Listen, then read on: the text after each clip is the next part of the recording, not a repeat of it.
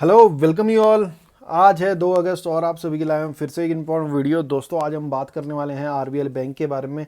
तो RBL bank के अगर डाटा और चार्ट्स को दोनों को एनालाइज हम करें तो इंटरेस्टिंग फैक्ट्स बनते हुए सामने आ रहे हैं जो मैं आप सभी के साथ शेयर करना चाहूँगा, क्योंकि आरबीएल पिछले रिजल्ट्स के बाद हमारे को इसमें स्लाइट करेक्शंस देखने को मिली और वहीं लास्ट ट्रेडिंग सेशन में ये सपोर्ट लेता हुआ भी नजर आया।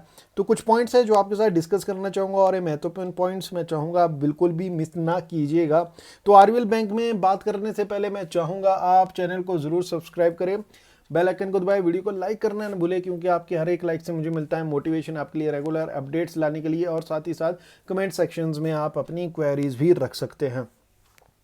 तो सबसे पहले तो आपको इसके क्वार्टर वन के रिजल्ट्स ही रिमाइंड दिलाना चाहूँगा, जहाँ इनके प्रॉफिट्स प्लंज हुए थे ईयर ऑन ईयर बेसिस पर। नेट इंटरेस्ट इनकम इंक्रीज हुआ था ईयर ऑन ईयर बेसिस, जो काफ़ी अच्छी बात थी। पर मार्केट ने इस प्रॉफिट की वजह से इसको क्रैक नहीं किया।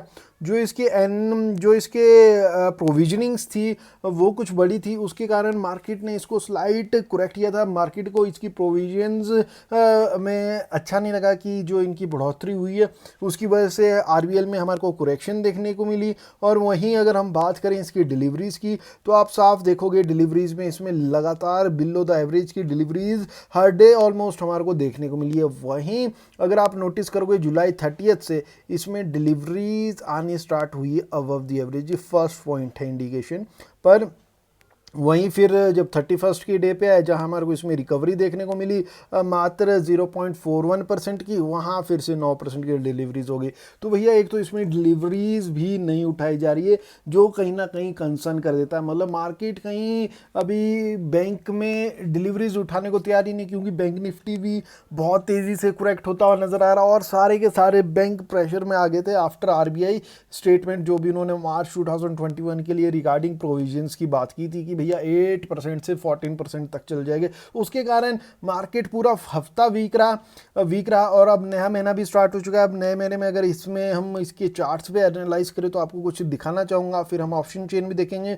तो ये चार्ट्स पे ये सपोर्ट लेता हुआ नजर आ रहा है कहाँ, अपने 15 डेज के ईएमए जो आपको रेड कलर पे दिख रही है। और लास्ट टाइम अगर आपने देखा होगा तो ये ही 50 डेज का ईएमए जो है लगभग 116.55 पैसे के आसपास, लास्ट टाइम भी ये ही इसको प्राइस था जहां इसने सपोर्ट लिया और फिर से वो अपवर्ड मूवमेंट किया। कहां तक गया, जहां इसके 100 डेज का ईएमए है लगभग 183।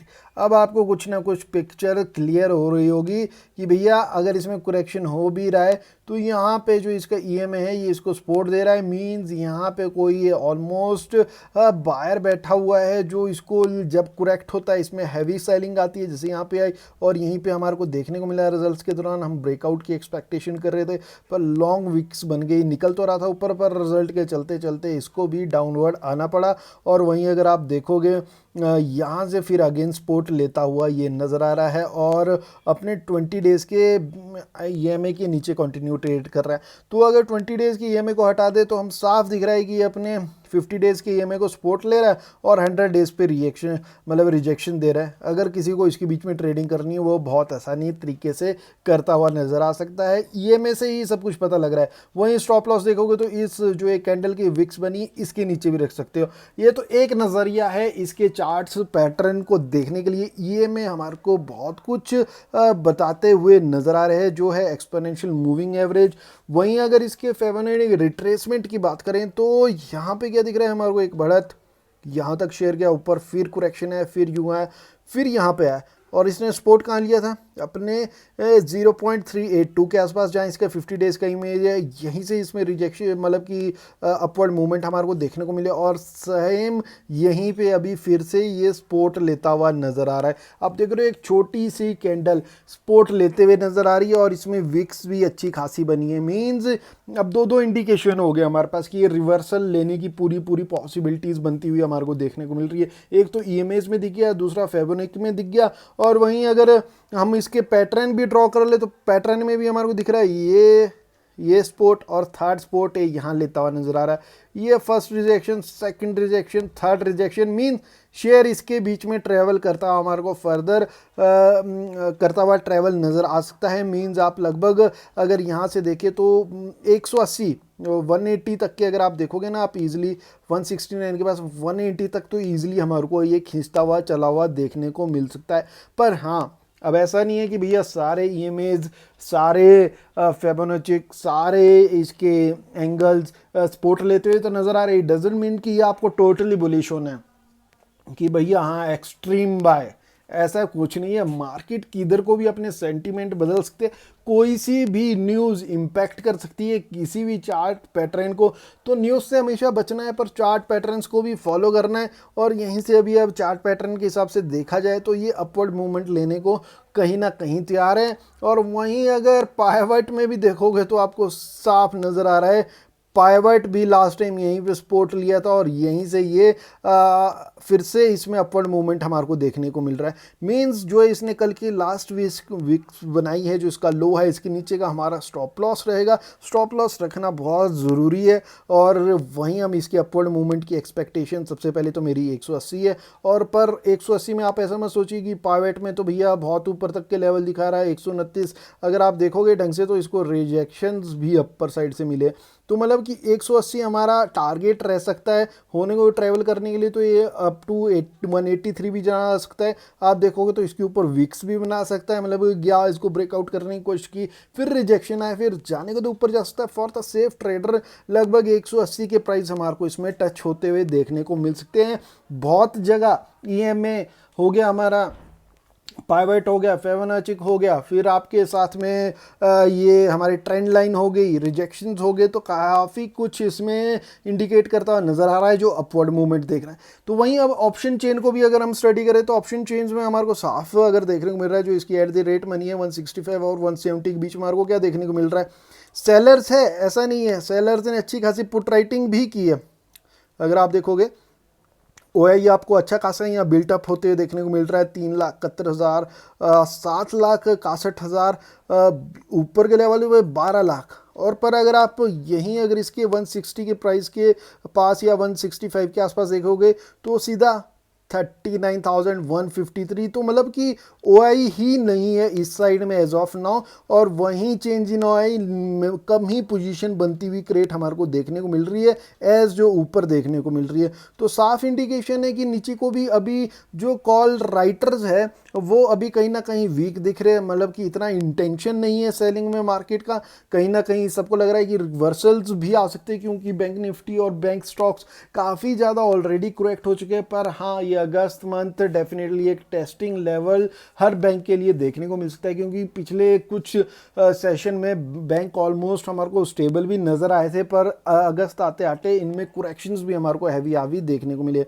वहीं अगर हम पुट साइड के पुट राइटिंग की बात करें तो put writing at the rate money में 2 लाख के आसपास है, उसके नीचे 4 लाख। मींस अगर यहाँ के पुट राइटिंग देखो तो यहाँ की कॉल राइटिंग देखो, यहाँ की ओआई हमारे को कम देखने को मिल रही है as comparison to put writers. मतलब कि यहाँ पे हमारे को कहीं ना कहीं स्ट्रॉन्ग सपोर्ट मिलने का जोन है जो लगभग 165 के पास हमारे को देखने को मिल रहा है। मतलब अगर आपको इसमें स्टॉप लॉस रखना है तो ऑलमोस्ट 165 के नीचे रखना ही ज़्यादा मच बेटर रहेगा। और इसमें अपवर्ड मूवमेंट के लिए हम एक्सपेक्ट कर सकते हैं according to chart pattern as well as option chain. वहीं अगर हम इसके अब आ जाते हैं वॉल्यूम्स पे, तो वॉल्यूम्स में अब भारी गिरावट, सेलिंग आई। जिस दिन इसने ब्रेकआउट करने की कोशिश की उस दिन इसमें वॉल्यूम्स भी आए, पर ब्रेकआउट नहीं कर पाया, इसको रिजेक्शन देखने मिले। उस दिन हमारे को वॉल्यूम देखने को मिल रहा था, पर यहाँ से जब ये नीचे आया ना अगले दिन, इतनी बड़ी कैंडल बनाई विदाउट वॉल्यूम था। मतलब फेयर मार्केट का एक किस्म से भैया बैंक स्टॉक क्रैक्ट हो रहे, इसलिए सभी बेचते हुए निकले, पर इतने बड़े वॉल्यूम्स नहीं निकले। वहीं अभी अपवर्ड मूवमेंट के लिए तैयार हो रहा है। तो फर्स्ट कैंडल हमारे को ग्रीन कैंडल स्टिक हमारे को देखने को मिल रही है, और यही एक इंडिकेशंस है कि इसमें हमारे को अपवर्ड मूवमेंट देखने को भी मिल सकता है। और वहीं अब चलते हैं इसके मैगडी पे, तो मैगडी काफ़ी अच्छा खासा वीक बनता हुआ हमारे को नज़र आ रहा है, और आरएसआई भी लगभग 50 के नीचे एज ऑफ नाउ वीक ही बनता हुआ नज़र आ रहा है। एटलीस्ट अगर 45 के नीचे चले गए तो हम इसको मोस्ट वीक मानेंगे। अनटिल नाउ ये स्टेबल नज़र आता हुआ हमारे को देखने को मिल रहा है। तो दोस्तों आरबीएल बैंक में पॉइंट ऑफ व्यू बड़ा क्लियर है, चार्ट्स पे स्ट्रॉन्ग इंडिकेशन हमारे को देखने को मिल रहे हैं कि इसको हर टाइम यहाँ पास्ट में भी यहीं से रिवर्सल देखने को मिल रहे हैं, और सारे इंडिकेटर्स पाइवट, फिबोनाची, ईएमए सभी कुछ अभी इंडिकेट करते हुए नज़र आ रहे हैं कि यहाँ से इसमें मोस्ट प्रॉब्ली एक अच्छा अपवर्ड मूवमेंट हमारे को देखने को मिल सकता है, और शॉर्ट टर्म में इसमें हम डेफिनेटली 10 से 12 पॉइंट तो कमा ही सकते हैं। तो देखिए, इसको एनालाइज कीजिए, अपनी स्टडी करिए और उसी के अकॉर्डिंग इसमें पोजीशन बनाइए, बेटर पोजीशन बनाइए, बेटर रिजल्ट्स लीजिए, बेटर प्रॉफिट कमाएं। मैं यही चाहता हूं कि आप एक बेटर प्रॉफिट कमाएं। तो दोस्तों, वीडियो लगाओ informative, please support, subscribe the channel, like कीजिए यार, वीडियो को मोटिवेशन मिलता है। कमेंट सेक्शन में क्वेरी रखिए, डेफिनेटली रिप्लाई करूँ, मेरा जॉब बनता है। And thank you for watching the video.